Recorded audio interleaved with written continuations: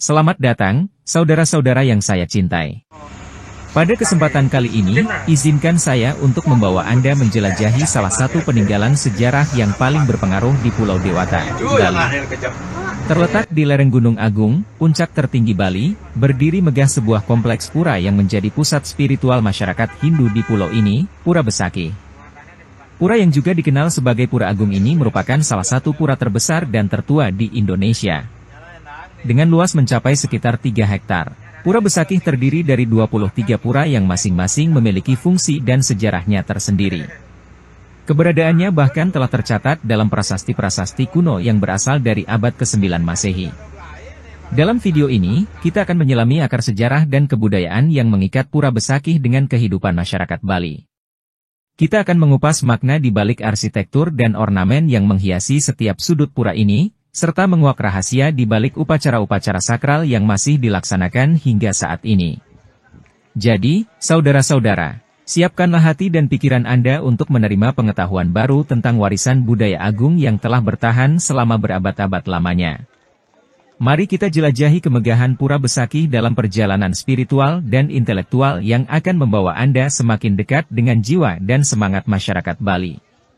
Berdirinya Pura Besakih yang terletak di lereng Gunung Agung, Desa Besakih, Kecamatan Rendang, Kabupaten Karangasem ini, berawal dari perjalanan dari R.S. Markandeya, seorang yogi atau pendeta Hindu Siwa Tattwa yang berasal dari tanah India Selatan. Beliau menginjakkan kaki pertama kali di bumi Nusantara ini pada awal abad ke-8 Masehi di Gunung Dieng yang termasuk juga kerajaan Mataram kuno dengan Raja Wangsa Sanjaya. Sebagai seorang pertapa, beliau melakukan tapa brata di kawasan ini, namun demikian banyak makhluk halus mengganggu pertapaan Sang R.S.I, untuk itulah beliau pergi dan beranjak menuju ke arah timur dan sampailah di lereng Gunung Raung. Di Gunung Raung inilah beliau bertapa lagi, disinilah beliau mendapatkan wahyu berupa suara gaib dan berkas sinar terang yang tampak di arah timur. Dari sini tampak deretan pegunungan berjejer memanjang dari barat ke timur. Pulau sebelah timur Jawa ini yang kita kenal sekarang dengan Pulau Bali terlihat memanjang, sebagian pelaut mengira bahwa pulau tersebut panjangnya sampai dan menyatu ke Nusa Tenggara, begitu juga dalam Markandeya Purana, pulau tersebut dikenal sebagai Nusa Dawa, Pulau Panjang. Ke Pulau Dawa inilah beliau mendapat wangsit untuk merambah hutan, yang nantinya akan dibagi kepada pengikutnya. Sesuai wahyu yang didengar dan dilihat, R.S. Markandeya datang ke Bali dengan menyeberangi Segara Rupek, Selat Bali. Sang R.S. diiringi oleh 400 orang pengikut, ada menyebut 8.000 orang, perjalanan langsung menuju ke arah Gunung Toh Langkir, sekarang Gunung Agung, sampai di lereng gunung yang masih hutan belantara. Sang R.S. dan pengikutnya mulai membabat hutan untuk membuka lahan sebagai areal pertanian. Namun misi beliau gagal karena banyak pengikutnya yang meninggal karena sakit, kejadian misterius dan dimangsa binatang buas. Sebagai seorang yogi dan pertapa, beliau mengetahui bahwa ada kekuatan atau aura misterius yang menguasai pulau tersebut. Kemudian R.S. Markandeya kembali lagi ke Gunung Raung untuk melakukan tapa dan minta petunjuk kepada Sang Pencipta, maka didapatkanlah wangsit untuk melakukan upacara yadnya sebelum merambah hutan di lereng Gunung Pulau Dawa tersebut. Kemudian R.S. Markandeya kembali lagi ke Pulau Dawa untuk merambah hutan dengan membawa pengikut 400 orang berasal dari desa Aga yang merupakan penduduk kaki Gunung Raung. Namun sebelum memulai pekerjaan, beliau melakukan upacara ritual seperti mencaru dan menanam 5 unsur logam atau pancadatu diantaranya emas, perak, tembaga, perunggu, besi, dan disertai dengan mirah adi, permata utama, agar mereka selamat dalam melakukan pekerjaan merambah hutan di lereng Gunung Agung. Dan ternyata dalam melakukan pekerjaan merambah hutan tersebut tidak ada bencana lagi.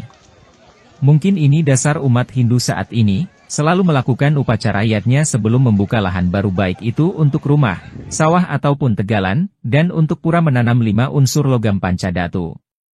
Setelah dianggap cukup, perambahan hutan selesai, tanah dibagikan kepada pengikutnya baik itu untuk sawah, tegalan ataupun rumah. Pada saat R.S. Markandeya berada di ketinggian Gunung Toh Langkir tersebut, beliau menyadari bahwa Pulau Dawa tersebut tidaklah sepanjang yang diperkirakan sebelumnya, kemudian menggantinya dengan nama Bali, berasal dari kata wali, bahasa Palawa dari India Selatan, yang berarti persembahan suci.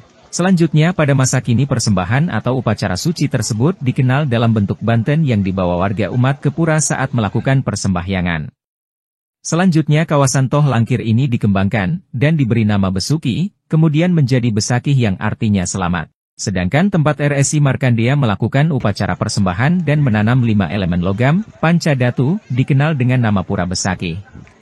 Awalnya dari sebuah pelinggih kemudian didirikan pura bernama Besukian, kemudian pura tersebut terus berkembang, pembangunan dilakukan secara bertahap, sehingga menjadi komplek pura terbesar yang sekarang dikenal dengan nama Pura Besakih.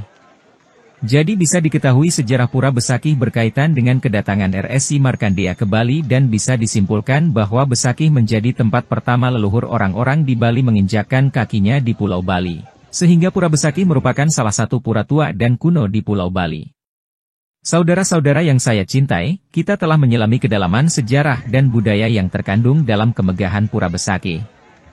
Melalui perjalanan ini, kita telah menyaksikan betapa kuatnya ikatan masyarakat Bali dengan kepercayaan Hindu yang telah mengakar selama berabad-abad lamanya. Pura Besakih bukan hanya sekedar bangunan suci, tetapi merupakan manifestasi dari penghormatan masyarakat Bali kepada Sang Pencipta dan alam semesta. Setiap detail arsitektur, setiap ornamen, dan setiap upacara yang dilaksanakan di sini memiliki makna mendalam yang mencerminkan pandangan hidup masyarakat Bali. Semoga pengetahuan yang kita peroleh hari ini dapat menginspirasi kita untuk lebih menghargai kekayaan budaya yang kita miliki.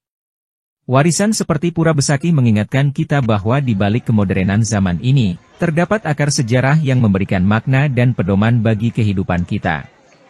Jadi, saudara-saudara, mari kita jaga dan lestarikan warisan budaya kita, agar generasi mendatang dapat merasakan getaran spiritual yang sama seperti yang kita rasakan hari ini. Semoga keindahan dan kemegahan Pura Besakih selalu menjadi sumber inspirasi bagi kita semua. Terima kasih telah menyaksikan video ini. Sampai jumpa lagi dalam perjalanan budaya yang tak pernah berakhir.